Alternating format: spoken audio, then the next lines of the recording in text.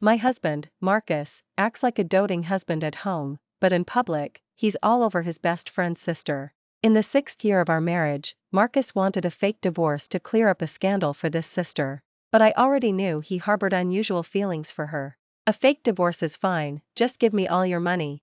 Humming a tune, I pushed open the door just as Marcus was serving the last dish. He looked up at the sound, his gaze falling on me. You're back so late today? He put down the soup ladle and quickly walked to the entryway, taking my bag and bending down to help me change into slippers. Didn't you say last week you wanted my spicy stir-fried beef? The company wasn't busy today, so I even made you a pecan pie. That's so sweet of you. I smiled at him, but didn't take the fork and knife he offered. But I've already eaten. You go ahead and eat. If you can't finish it, just throw it out. I casually tidied my hair, turning to head to the study to catch up on my script. As I passed Marcus, he suddenly reached out and grabbed my arm. His eyes were complicated, his lips moved, and his voice held a hint of a question. Grace, I can't help but feel. You've been avoiding me lately. He asked cautiously, is there something I'm doing wrong? I stopped, turning to look at him with a tight, humorless smile. It's nothing, maybe I'm just not in a good mood lately. Just as he visibly relaxed, I continued nonchalantly, last week, I was on a business trip. The plane had already taken off, when some lunatic claimed his girlfriend was on board and insisted the plane be grounded to find her. Marcus's face instantly stiffened. The plane was forced to turn back, and the other passengers and I had to rebook. When I finally got there, the client said I had terrible time management and canceled the collaboration. Marcus, don't you think I'm incredibly unlucky? Marcus lowered his head, silent for a few seconds. When he looked up again, there was a trace of helplessness on his face. Grace, you didn't tell me you were on that flight. It was Daisy. Her leg was injured, and she was running around everywhere. I only acted out of concern for her brother, I didn't want her injury to worsen. For a dancer, her legs are her life. I nodded, my voice calm. I understand. That's why you bought her a house, sponsored her dance competitions, and visited her in the middle of the night. I understand all of it. I stared at Marcus, smiling gently. So, can you let go of me now? Marcus looked at me steadily, a flicker of fatigue in his eyes. He rubbed his brow, his voice tinged with resignation. Grace, you already have so much. It was just one lost collaboration, don't be angry, alright? He reached out to hug me. Whatever you've lost, I'll make up for it. Just don't dwell on it. Held in his embrace, my gaze drifted over his shoulder to the wall in the study, covered with awards and trophies. I've written about the joys and sorrows of countless others, but I never imagined my own story would be such a soap opera. My husband of 6 years was having an affair with his best friend's sister. He poured money into her every month, like water flowing, even forgetting he was married, forgetting his wife was allergic to pecans. It was Daisy who liked pecan pie, never me. I gently patted Marcus's back, my eyes vacant, and said nothing. 2. Marcus probably thought he'd placated me, he visibly relaxed. But another call took him away. He turned, covering the receiver, his face anxious, but his tone deliberately soft. It was as if the person on the other end was fragile porcelain, and even a slightly raised voice would shatter them. Grace, there's something urgent at the company. I have to go out. He hesitated as he picked up his jacket. I'll explain everything when I get back, okay? After the door closed, I sat on a chair, staring at the photo of Marcus and me beside the computer. No, it wasn't okay at all. Going over a truth I already knew. EW would just be rubbing salt in the wound. But didn't seem to see it that way. I suddenly remembered that last week, when the plane was forced to stop, before I could even react, the flight attendant was anxiously asking around for Ms. Daisy. Ms. Daisy, dressed in a white dress, stood out, looking fresh and independent, and was led off the plane by the flight attendant. Business class and economy class were only separated by a curtain. If Daisy had looked up, she would have seen me, utterly dumbfounded. Below the plane window, I watched Marcus grab Ms. Daisy's wrist, sternly saying something. Ms. Daisy's eyes were brimming with tears, and the next second, Marcus cupped her face and kissed her deeply. The surrounding passengers were drawn in by the sudden drama, some even took out their phones to record, exclaiming, "What a perfect golden couple." If that man hadn't been my husband, I might have thought it was a scene from a rom-com, but I could only watch as Marcus, after that passionate kiss, swept Ms. Daisy into his arms and carried her away, leaving only his back.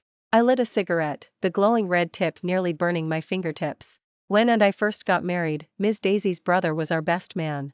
She was still in high school then, just watching us from afar. Her eyes were teary, and she looked so fragile and pitiful. I naively thought she was highly empathetic, even teasing her to save her tears for her own wedding. But why didn't I notice the unconcealed heartache in Marcus's eyes when he looked at her then? Thinking of this, my stomach churned, and I rushed to the bathroom. After dry heaving, I leaned against the washing machine, my eyes blank, until my phone rang. Grace, are you free? I just caught a few freshly caught trout. I'll bring them over. On the other end was Alex, a minor celebrity who had recently gained some fame. He transitioned from an influencer to an actor, had good looks, a decent fan base, and passable acting skills. But he YS lacked a good script and was stuck in obscurity. At a rap party for a drama, he added my contact info and often sent me messages inviting me out, clearly trying to win me over. After all, a tailor-made role could take someone from unknown to overnight sensation. I originally intended to refuse, but the words caught in my throat. I looked up at my haggard reflection in the mirror and gave him my address. I'll be right there. Alex's voice was full of excitement as he quickly hung up. Holding my phone, I looked at myself in the mirror and forced a painful smile. Marcus, if you can find countless excuses for your infidelity and betrayal, why can't I? 3. When arrived, I had just dumped all the food Marcus had made into the trash. The door opened, and a handsome face peeked in. Alex was carrying 2 lively freshly caught trout in one hand and a basket of vegetables in the other. Grace, you haven't eaten yet, have you? My cooking is amazing, how about I show off my skills? Alex was overly familiar. As soon as I nodded, he squeezed himself in without preamble. I saw him wearing Marcus's slippers and almost told him to change them, but the words got stuck in my throat. No gigs lately? You're so free you can go fishing? I'm a nobody, Grace. The company signed me and then forgot about me. But it's great not having gigs, I get to cook for a pretty lady like you. Alex winked at me and cleaned one of the fish in a few minutes. As he was taking out the trash, he suddenly paused. I guessed he must have seen the discarded food, but Alex just pouted. Grace, that food looks so greasy. Didn't you just have an appendectomy a while ago? You should be eating light now, right? I was momentarily stunned and didn't refute him. Indeed, a while back, I was hospitalized for acute appendicitis. When I needed a family member's signature, Marcus was nowhere to be reached. He only rushed to the hospital the next day after my surgery, his eyes red, claiming he was too tired from work. Andy had fallen asleep at the company, unable to be with me immediately. If I hadn't seen Daisy's secret social media account and known that the day of my surgery was her birthday, and that Marcus had been with her the whole time, I probably wouldn't have suspected him. After all, I used to trust him so much. Alex didn't act like a stranger at all, taking it upon himself to cook. I didn't feel like chatting with him, so I went back to the study to continue writing my script. Grace, dinner's ready. Alex, wearing the apron Marcus had left on the sofa before leaving, rushed into the study with fork and knife raised, winking at me. Grace, my cooking is no joke.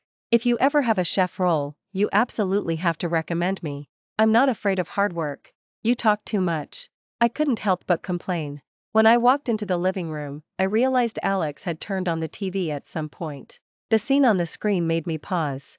Mr. Marcus, with a somber expression, was shielding a petite woman in his arms. Reporters, like bees, surrounded him, thrusting microphones forward. Mr. Marcus, we hear you've been secretly dating Ms. Daisy for 6 months. Are you having an affair? Mr. Marcus, not long ago, you grounded a plane for her and arranged for a top dance instructor overnight just for her final exam. Isn't that a bit excessive? Mr. Marcus, your wife is award-winning screenwriter Grace. Does she know about what you're doing? Hearing my name, Marcus finally looked up, his eyes filled with warning. If you don't want to drag your team down with you, shut up. Marcus, not being from the entertainment industry, underestimated the media's tenacity, which only fueled their determination. It's Ms. Daisy who's being protected, isn't it? Alex's voice suddenly came from behind me. I turned to see him wiping the edges of a bowl with a paper towel. Seeing me turn, he gave a lazy smile. That Daisy, I met her at a dinner party once. She was brought by a real estate mogul. Last year, that mogul's daughter just got married.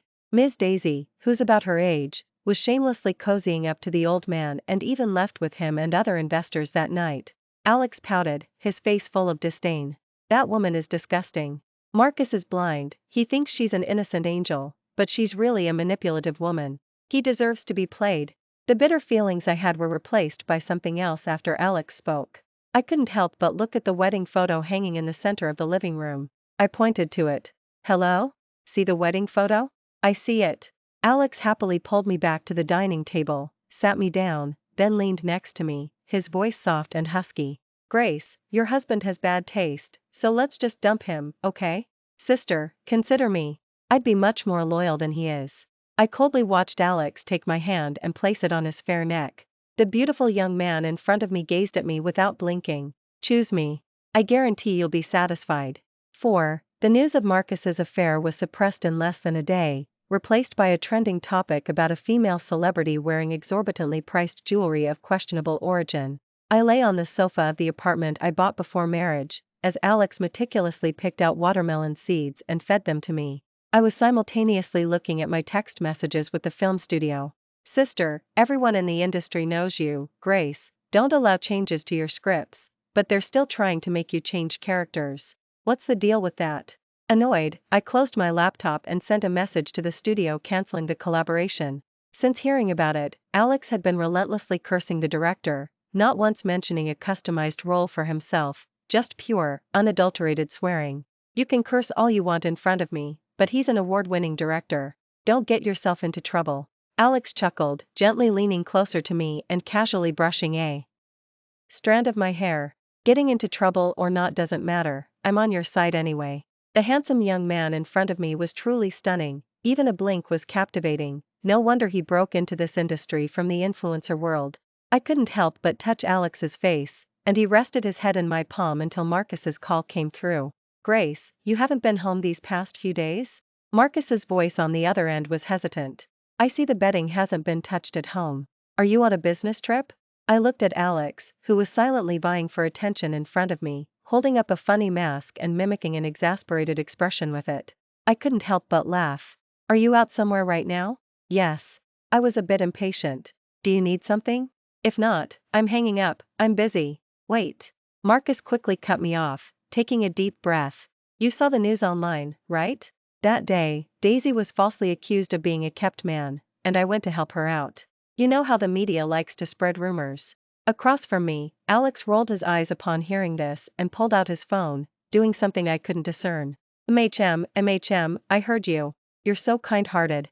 I offered a tight, humorless smile. The media loves to spread rumors, so why did you suppress the news then? I didn't suppress it. Marcus sounded annoyed. Where are you? Give me your address, I'll come find you. There are some things I want to discuss. I paused, glanced at the bag I was carrying today. Perfect, I also have something to tell you.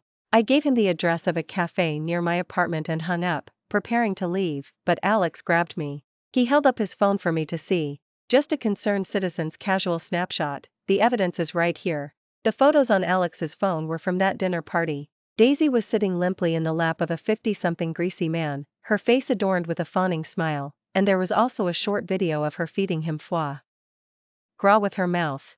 I was somewhat surprised Alex had managed to get these, but he seemed unconcerned. She's just a regular at those parties. If you put your mind to it, you can find out. Sister, I'll send these to you. Don't let your ex-husband get the better of you. I smiled at him. All right. 5. When I saw Marcus, his face was pale. His gaze lingered on me for a long time before he forced a stiff smile. Grace, are you misunderstanding the news online? Marcus spoke without prompting. That day, Daisy called me, saying someone was calling her the mistress and even came to her door to beat her and threatened to break her legs. I had no choice. He seemed to remember something and suddenly pushed a box towards me. I know you won't dwell on these things. I brought you a gift this time, see if you like it? Marcus had always been straightforward. He'd buy whatever I wanted, either bags or houses, but he had never given me jewelry. I opened the jewelry box, glanced inside, and a sarcastic smile played on my lips. Daisy picked this out for you, didn't she? Marcus was startled. How did you know? I didn't say anything, just searched for the same item online and handed my phone to Marcus. The expression on his face instantly became priceless. Amazon showed it as a car air freshener frame from a famous brand, very stylish and round.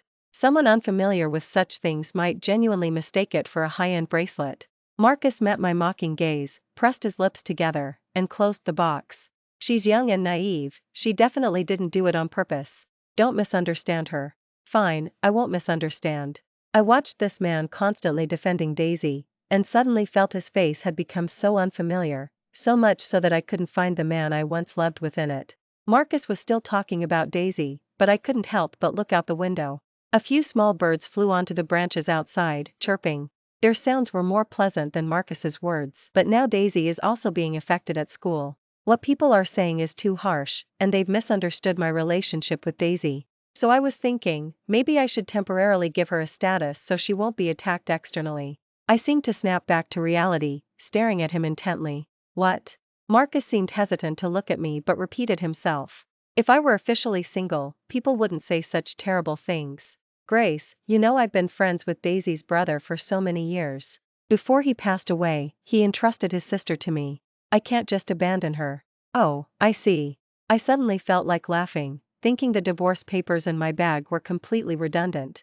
It seems Marcus and I, after all these years together, still had some telepathy, like both wanting to suggest divorce on the same day. I suddenly felt lightened, leaning back in my chair and scrutinizing him. Alright, let's get divorced then. I don't want to see your sister Daisy getting trashed online either. And have myself dragged into it. The internet, after all. Once they've attacked you, others just join in. Marcus and I were once hailed as a golden couple. Now, with his infidelity, how much wrath would I, as his still married wife, incur from netizens? They'd call me foolish, blindly in love, a doting wife. Any derogatory term they could find, they'd throw at me. Perhaps my agreement was too quick. Marcus seemed surprised. He carefully studied my expression, and I remained composed, letting him look, until he finally pressed his lips together. Grace, our divorce is just a temporary measure, but I will never truly separate from you. Once this trouble is resolved, we'll get remarried, okay? Marcus looked at me earnestly. Then we'll have another wedding, and you used to say you envied destination weddings, right? We'll do that then. You can go wherever you want, okay? Honestly, those words sounded too familiar. So familiar that I suddenly remembered when Marcus and I were on our honeymoon. We hadn't even adjusted to the time difference abroad when Marcus received a call and rushed back home. Later, I found out it was because Daisy had suddenly attempted suicide. I was just naive, thinking Marcus acted out of loyalty to his good friend. Now that I thought about it, whenever Marcus and I had time to go on a honeymoon or vacation together, Daisy would always cause some kind of trouble. Whenever was mentioned, Marcus always had a helpless expression. Thinking about it now, it was utterly disgusting. I pulled my hand away, resting my chin in my palm and changing the subject. Since it's a fake divorce, you giving all your assets to me shouldn't be an issue, right? I added, otherwise, how would I be sure you're serious about divorcing me? 6. Marcus agreed readily. On the divorce papers he brought, all his assets, except for his company, were signed over to me. When I saw Marcus's name on the divorce papers, an uncontrollable sadness welled up in my heart again. Suppressing my emotions, I quickly signed. After I left the county's office, he looked at me and, as always, affectionately tucked a strand of my hair behind my ear. Grace, I'm just temporarily helping Daisy solve her current problem, but nothing between us will change. Marcus's eyes were gentle. Next week is our wedding anniversary, I haven't forgotten. You're about to start your period soon, so I put your usual pain relievers in the nightstand by the bed. Remember to take them when you're in pain. I looked at Marcus, forced a smile, and casually swatted his hand away. I'll prepare a gift for you that day, just like before. The faint anxiety on Marcus's face visibly gave way to relief after my words, and he nodded at me with gentle eyes. I turned and left, not going to the apartment I was sharing with Alex. For several days in a row, I didn't contact anyone, but Alex persistently reached out to me. Marcus probably thought our divorce was a done deal, so he immediately released news announcing his single status, while also emphasizing that Daisy could not possibly be the mistress. Despite her still being a dance academy student, Marcus was already meticulously building buzz for her to enter the entertainment industry. This reminded me of a time when a script of mine was drastically altered by a production crew.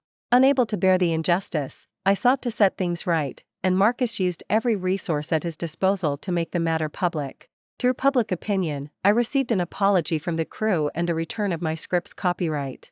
But later, when I had another dispute with a crew over a script, Marcus was distracted as I complained, and finally just offered a helpless smile. Grace, the crew probably has their own considerations. You always write scripts according to your own preferences, but you also have to cater to the market, don't you?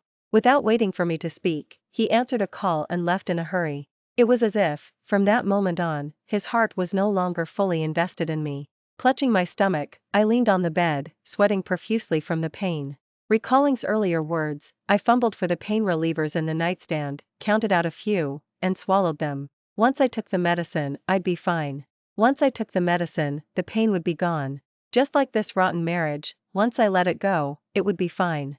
7. But I never imagined that when I regained consciousness, I would be lying in a hospital bed. Alex happened to push open the door. Seeing me awake, he visibly sighed in relief. Sister, why weren't you answering my messages? If I hadn't lied and claimed to be your brother to get the building management to open your door, you might have. Alex chattered on, and only then did I understand what had happened. What had put in the pill bottle wasn't pain relievers at all, but sleeping pills. After swallowing a few, I lost all consciousness. If hadn't rushed me to the hospital for a stomach pump, the consequences would have been unimaginable. Lying in the hospital bed, I suddenly turned to Alex. Did the doctor have any other diagnoses? Alex paused, then nodded. Perfect. I asked Alex for the medical report, took a photo of it, and sent it to someone else. Alex looked at me, wanting to speak but hesitating, then quietly asked, Sister, are you sending this to Marcus? Of course not. I spared him a glance, answering calmly, I found that my pillbox contained sleeping pills instead of pain relievers. I suspect someone intentionally poisoned me. I'm reporting it to the police and getting a lawyer. Is there a problem with that? Alex looked bewildered, then in the next second seemed to understand, and his expression subtly changed. My lawyer acted quickly, immediately filed a police report for me, and took the police to my home for inspection. Marcus was found watching Daisy dance at her dance studio. He heard I had overdosed on sleeping pills and tried to come see me, but my lawyer stopped him. After all, I had also provided the lawyer with a recording of Marcus saying there were pain relievers in the nightstand. After recuperating in the hospital for a few days, I returned to my apartment. Alex finally got a job and had to go on a business trip to a neighboring city. Before he left, he rambled on for a long time, then left, turning back to look at me every few steps. The lawyer said that Marcus had provided purchase records for the medication, but at the last minute, he changed his story, claiming he had mistakenly given me the wrong pills, and it was an unintentional error. The lawyer cautiously reminded me over the phone, Ms. Grace, based on my analysis, Mr. Marcus is probably trying to cover for someone. If he doesn't want this matter to escalate, he'll have to come to you to plead his case. I was holding my phone, watering the plants on the balcony, and simply responded with a hum. Just as the lawyer predicted, Marcus was out of options. So he contacted me from a different phone number. After the call connected, Marcus was silent for a long time, finally speaking with a weary tone, Grace, I'm sorry. I gave you the wrong medicine. This is my fault, and you have every right to be angry. He paused, his voice taking on a pleading tone. But thankfully, you're all right. I'll make it up to you for this. Please don't blow this up, okay? It wasn't you who mixed up the pills, was it, Daisy? I hit the nail on the head. Marcus was silent for a moment. She just lacks a sense of security, and she has a childish temper. Don't be too hard on her. I almost burst out laughing. So, you're saying that while we're not officially divorced yet, you, as my husband, need to provide her with a sense of security? And she almost killed me, but I'm just being too particular, right? Marcus was probably speechless, and another silence followed. But I didn't want to waste any more of my time, so I hung up immediately. I have to admit, Marcus was truly good to Daisy, so good that he was even willing to take the blame for attempted murder for her. I just wonder how long Marcus's kindness to Daisy will last. 8. The investigation Marcus was facing hadn't ended when a video suddenly exploded online. Footage of Daisy fawning over influential figures at various dinner parties was exposed, just as she was being introduced to a production crew through Marcus. As soon as the news broke, Daisy, who had already signed a contract, immediately faced massive compensation fees. Alex was cooking dinner for me at my place when he told me about it, his face full of schadenfreude. A friend of mine is on the same crew as her. He said Marcus's face turned completely ugly after Daisy's video went viral online, and they had a big fight. TSK, sister, you're really something. You didn't send those videos directly to Marcus. Exposing them this way means Daisy won't be able to keep up her act anymore. I glanced at Alex and continued writing my SC. Ripped. Alex had been staying with me recently, even pushing back a few minor gigs. After some thought, I decided to tailor a supporting male role for him in my new script. These days, male leads aren't as popular as supporting male characters. Suddenly, a sound came from the entryway. Alex and I instinctively looked towards the door. Marcus walked in, carrying his suit jacket. As he looked for slippers, he noticed something was off, and his face stiffened. Who is he? Marcus's voice was strained, his finger pointing at Alex, who was still wearing an apron and cooking. Alex was also surprised to see Marcus. He snickered and went back to cooking, his silence radiating defiance. I hadn't expected Marcus to come back at this time. After thinking for a moment, I closed my laptop and looked at him. Oh, he's a friend's younger brother.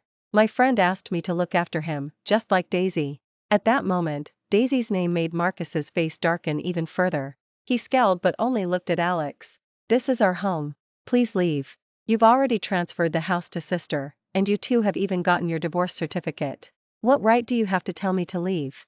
Alex's eyes twinkled as he brought out a plate of garlic butter shrimp. Sister, eat this in a bit. I'll stir-fry another dish and then peel the shrimp for you. I looked at Marcus's utterly incredulous expression. I imagine that when we went to the county's office to get our divorce certificate the other day, he probably didn't think he'd be returning to this house, did he? No, that's wrong. He probably did think he would. After all, having one at home and one outside, that's what satisfies a man's baser instincts. He probably never thought I'd bring someone else home too. Grace, don't you think you owe me an explanation? Marcus gritted his teeth, his usually refined face now contorted with rage. Did you want to divorce me all along? No wonder you used Daisy's situation to make me give you all assets.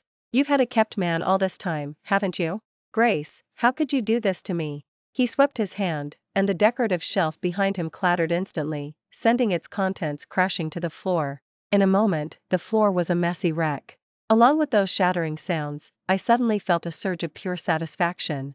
I carefully observed him, then couldn't help but laugh. Because like you, I found us uninteresting, no longer fun, so I also needed someone new to spice up my life. I stretched my neck. I just found a new love after divorcing. It's better than you grounding a plane and then passionately kissing Daisy. How romantic, right? You must have spent a fortune suppressing those messages so I wouldn't see them. So why didn't you suppress Daisy's video when it trended this time? I looked innocent. Is it because you don't want to anymore, or because you're out of money? After all, reality isn't a novel. Marcus still had a company, but company operations had rules. Marcus couldn't just appropriate a large amount of the company's liquid funds to clean up Daisy's messes. Even if he were crazy enough to try, his other partners wouldn't agree. Now, Marcus, apart from his regular monthly salary and dividends, couldn't produce any more money. He was certain I loved him and that remarriage would be effortless, which is why he gave me the money without much thought. Perhaps there was some guilt involved, but what did it matter? He owed it to me anyway. You should leave. I had already dialed downstairs security. After all, as a non-resident, I can press charges against you for trespassing. 9. Marcus probably never dreamed that he would be mercilessly dragged out of the property he personally purchased by security guards. At that moment, I was filled with regret that I had chosen a floor too high when buying the apartment, making it impossible to witness Marcus's humiliated exit firsthand. Sister, does this count as your indirect approval of me? Alex wrapped his arms around my waist, rubbing his face intimately against my cheek. I had to admit, a young, handsome man who daily pretended to be harmless, meticulously cared for you, and tried every trick to please you, made me somewhat understand why Marcus lost control when it came to Daisy. I gently released Alex's hand, turned, and lightly patted his face. Just listen to me. Don't always think about titles. Just cooperate with me, okay? Alex looked at me, a hint of disappointment flashing in his eyes. Use me and toss me aside. I knew there was no good reason for you to suddenly agree to me cooking at your place today. I smiled but didn't respond. In truth, I was simply gambling, betting that since it was our wedding anniversary today, Marcus would show up. He remembered our special day, yet he couldn't control his heart. In the end, he was nothing but a complete scumbag.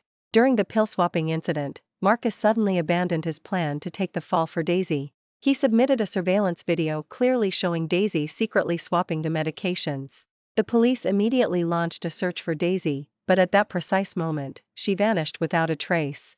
However, I knew exactly where she was. She blocked me on my way home. In the past, she always feigned fragility, like a helpless mistress. Now, however, her face was haggard, unmade up, and pitted with the after-effects of cosmetic procedures. I sat in my car, and she stared directly at me, her eyes full of resentment. Marcus said he still wanted to stay with you. Didn't you scheme to make him give you all his property? If it weren't for that, he wouldn't have abandoned me. Daisy shrieked hysterically. I scrutinized her, unable to recall the last time I had seen her. Is that your excuse for trying to poison me? I scoffed. Want to know how many years you'll get? I can find out for you right now. Daisy shrieked again, brandishing a brick in her hand, trying to smash the car window, but she was quickly subdued by nearby patrol security. Before the police arrived, Daisy ceaselessly cursed me. She said I clung to Marcus and that if it weren't for me, she would have been with him long ago. She even claimed she had been pregnant with Marcus's child a long time ago, and if Marcus hadn't made her terminate it, the child would be 5 years old by now. She said so much that when Marcus, who arrived with the police, heard it, he slapped her without hesitation. 10. Daisy was taken away, but Marcus, left behind, still looked grim. He was silent for a long time before slowly turning to look at me, a flicker of regret in his eyes. Grace, I had no idea Daisy was this kind of person. At this point, I had just finished cooperating with the police and was opening my car door to get in. Since all the assets were transferred to me, Marcus had been making frequent mistakes at work due to Daisy's issues, which had already caused considerable dissatisfaction among many. His recent days had been incredibly difficult. He looked noticeably thinner now. Yet, I found it utterly laughable. It doesn't matter. You don't need to know what kind of person she is, as long as you sleep soundly at night. I smiled sweetly at him. So you still believe, even now, that I truly didn't know about your long-standing affair? Of course, I can help you one last time. Out of money, are we? Then go reclaim the assets you gifted Daisy during our marriage. Or are you still too reluctant to let her go?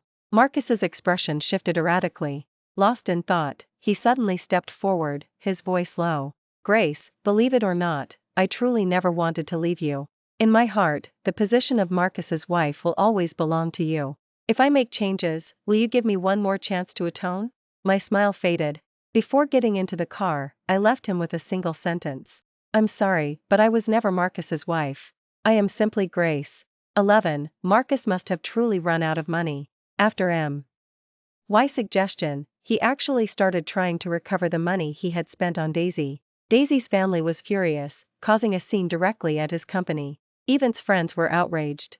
Seriously, you slept with Daisy's brother's sister, and now you want to take back the money she spent willingly? Are you even a man? But's explanation was both pathetic and laughable. If I don't get that money back, Grace won't forgive me. I can't live without her. Look at him. When he cheated, he didn't think about whether he could live without me. The moment his pants were pulled up, he decided he couldn't. Marcus hired someone and managed to recover 70% of the money he had spent. The day the money was returned, he came to find me again. But when he saw Alex clinging to me, refusing to leave my side in the apartment building's lobby, his eyes blazed with fury, and he rushed over. Grace, why don't you understand? I just had a moment of weakness. It's not that I don't love you, otherwise, I wouldn't have agreed immediately when you asked for all the assets. He pointed indignantly at Alex. Are you taking our marital assets and spending them on this kept man now? Called a kept man, Alex wasn't pleased. Though I knew from our interactions that Alex came from a decent family and had made a fortune as a streamer, hearing that still made me glance at Marcus. You're the idiot, old man. Who cares if you wanted to give her money? Did I tell you to not control your urges? Alex narrowed his eyes and snapped back. You held a pile of crap like it was treasure, and only when it got all over your face did you realize it stank. Seriously, old man, go look in a mirror. See what kind of person you've become. After being cursed out, Marcus rolled up his sleeves, ready to fight Alex. Before he could even throw a punch, Alex shoved him, making him stumble. Watching on the ground, I wondered to myself how I ever fell for him. Grace, are you just going to watch? Marcus looked at me with injured innocence. I made a mistake, and I made you angry, but you can't just deny me a chance to make amends. If you like novelty, you can ask me to do anything in the future. If you don't like my face anymore. Marcus gritted his teeth, as if making a momentous decision. I can even get plastic surgery, minor cosmetic procedures, as long as you're willing to give me another chance.